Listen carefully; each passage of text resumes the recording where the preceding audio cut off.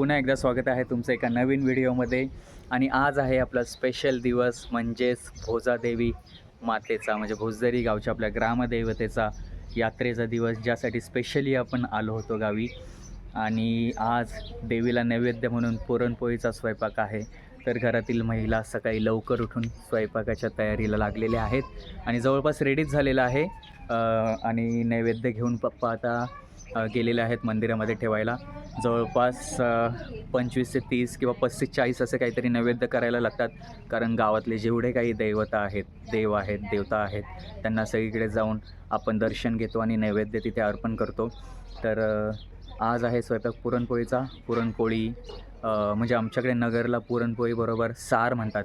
जसं साताऱ्याकडे कटाची आमटी म्हणतात ना, तसं आम्ही इकडे सार म्हणतो. तर तसा सारभात असा असतो पुरणपोळीसोबत, आणि कुरडया, पापड वगैरे.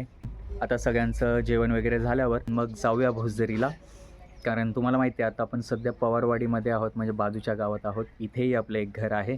त्या घराची काय कहाणी आहे आणि आपण इथे का थांबलोत किंवा इथे का राहिलो आहे, भोजदरीला का नाही, हे मी तुम्हाला उद्याच्या ब्लॉगमध्ये सांगेलच. पण दुपारी सगळी तयारी करून आपण आता भोजदरीला जाऊया. आणि यावेळेचं स्पेशल अट्रॅक्शन म्हणून महिलांचं लेझिम पथक आहे. म्हणजे महिलांनी प्रॅक्टिस करून, रिहर्सल करून गेला महिनाभर लेझिमचा कार्यक्रम ठेवलेला आहे. तर मजा येणार आहे. आणि हा ब्लॉग आपण 2 पार्टमध्ये कवर करूया, कारण एकच जर पूर्ण बनवला तर खूप मोठा होऊन जाईल. तर त्यापेक्षा यात्रेला जाण्याच्या पूर्वीचा आणि यात्रेला पोचल्यानंतरची तिकडची काय धमाल आहे, हे 2 पार्टमध्ये तुम्ही पहा. आजचा पुरणपोळीचा नैवेद्य आहे. तो नैवेद्य आपण देवीला अर्पण करायला गेलेत पप्पा, जसं मी तुम्हाला मगाशी म्हणालो. आणि आता आपण दुपारी जेवायला बसलो आहे. तर हे बघा, ताटामध्ये पुरणपोळी बरोबर हे पण असतं, गुळवणी पण असतं. गुळवणी म्हणजे गुळाचं आणि करतात, पण आपण शक्यतो दुधाचं वापरतो, कारण जास्त गोड होतं मग ते. तर हे बघा, पापड, कुरडई, पुरणपोळी आणि हा सार भात. आणि मस्त टेस्टी झालं आहे. आम्ही टेस्ट करून बघितलं आहे. तर आपण जेवण झाल्यावर बोलूया. तर गरम गरम पोळ्या चालू आहेत ह्या छोट्या पाहुण्यांसाठी, म्हणजे ओवीच्या मैत्रिणी आल्यात जेवायला. काय ओवी, काय नाव आहे? नाव सांगा तुमचे. नाव सांग. धनश्री, दिव्या, आराध्या, ही आरू. लाजते बघा किती. मला ओवी आली होती बोलवायला. पप्पा, तुला माझ्या फ्रेंडने बोलवलं आहे, मंदिरात त्या खेळतात, बघूया आपण काय करतायत. कुठे आहे तुझी फ्रेंड, बघू. हे बघा, मॅक्स मंदिरात झोपलाय. काय ग, कोणी बोलवलं? काय करायला? दगडी खेळायला? खेळा तुम्ही, दाखवा. आधी नियम सांगा, कसं काय खेळायचं, कसं खेळायचं सांगा. पडलं तर आऊट, आणि जर हातावर पकडलं तर नाही ना. हां, चला, 1 2 3 स्टार्ट.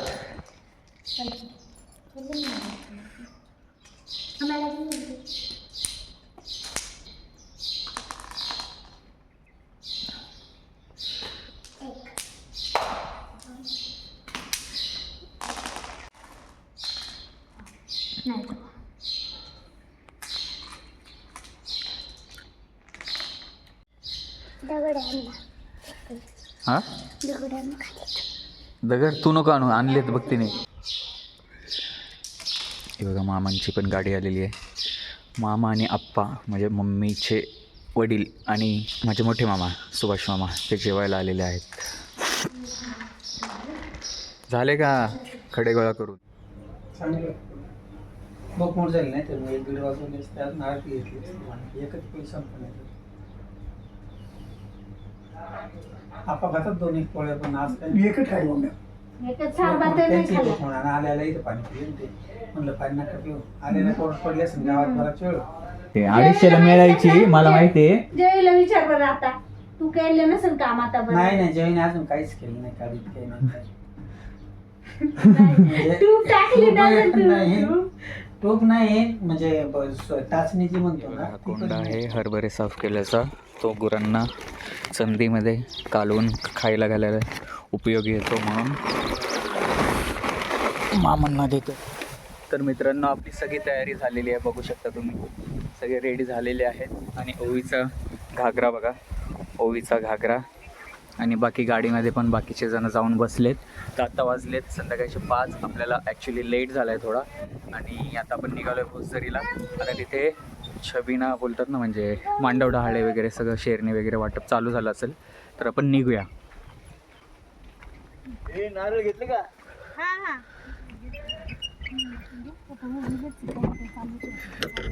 हे बघा, आपण जिथे आता पवारवाडीत होतो तिथून फक्त एक पण नाही 500 मीटर 600 मीटर एवढा भोसदरी फाटा आहे. आणि भोसदरी फाट्यापासून इथे वरती म्हणजे आतमध्ये 6 किलोमीटर भोसदरी. जो पुढचा आता हा डोंगर दिसतोय त्याच्यावरती माहिती नाही छोटं दिसतंय की नाही, व्हाईट कलरमध्ये मंदिराचा कळस आहे, घुमट दिसतोय. तर तिथे खंडोबा आहे, खंडोबाचं मंदिर आहे. तर तिथे लग्न झाल्यावर अशी प्रथा आहे की लग्न झाल्यावर नवीन नवरा नवरीने तिथे जाऊन दर्शन घ्यायचं असतं. म्हणजे आम्ही पण गेलो होतो.